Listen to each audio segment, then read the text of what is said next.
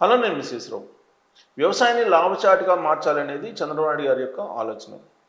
అందులో భాగంగా ఆయన కేంద్రం నుంచి వచ్చేటువంటి అనేక రకాల స్కీమ్స్ను అమలు చేస్తూ ఉన్నారు. అలాగే రైతులకు అన్నదాత సుఖీభవన్ అందించేస్తున్నారు. అయితే ఏ పంట వేస్తే లాభాలు బాగొస్తాయి అనేటువంటి విషయంలో మాత్రం రైతులకి తెలియజేసే దాంట్లో వెనకబడుతుంది వ్యవసాయ శాఖ. ఇప్పుడు గుజరాత్కు సంబంధించినటువంటి భావనగర్ రైతులు అమెరికాకు సంబంధించినటువంటి స్వీట్ కార్న్ పంటను పండిస్తూ ఎకరాకి ₹1,00,000 రాబడిని తీస్తున్నారు. సాధారణంగా మొక్కజొన్నకి పెద్దగా ఖర్చు ఉండదు, కానీ వాళ్ళ రాబడి గుజరాత్ భావనగర్ రైతులు చెప్తున్న దాని ప్రకారం 1,00,000 విలువైనటువంటి పంటను మనం రాబట్టచ్చు అమెరికన్ స్వీట్ కార్న్ తోటి అని చెప్పి చెప్తున్నారు. అయితే దీనికి ఒక రకమైనటువంటి తెగులు వస్తుంది. ఆ తెగులు రాకుండా కనుక జాగ్రత్త పడితే కనుక ఖచ్చితంగా దీంట్లో లాభాలు పొందొచ్చు అని చెప్తున్నారు. ఏంటి ఆ తెగులు అంటే పాల్ ఆర్మీ వార్మ్ అనేటువంటి తెగులు వస్తుందంట. ఇక్కడ మాత్రం ఈ తెగులు సోకకుండా జాగ్రత్త పడితే కనుక డెఫినెట్గా ఎకరాకి ₹1,00,000 వస్తుంది అంటున్నారు. మరి ఈ తెగులు రాకుండా ఏం చేస్తున్నారు అంటే వేప నూనె అలాగే రసాయన ఎరువులను చల్లి జాగ్రత్తగా దీన్ని కాపాడుతున్నారు. దీని మీద అక్కడున్నటువంటి వ్యవసాయ అధికారి భావనగర్ వ్యవసాయ అధికారి రజ్వాన్ ఏం చెప్తున్నారంటే అకాల వర్షాలు, పురుగుల దాడి, తీవ్రమైనటువంటి మంచు ఇలాంటి వాటి నుంచి కాపాడడానికి గుజరాత్ ప్రభుత్వం ఏం చేస్తుందని అంటే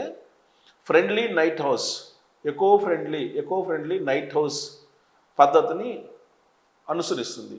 దీనికి రైతులకి 65% సబ్సిడీ ఇస్తుంది. మనకి ఇప్పుడు డ్రిప్ ఏ విధంగా అయితే ఆంధ్రప్రదేశ్ ప్రభుత్వం కానీ లేదా భారతదేశంలోని అనేక రాష్ట్రాల్లో డ్రిప్కి ఏ విధంగా అయితే సబ్సిడీ ఇస్తున్నారో అలాగే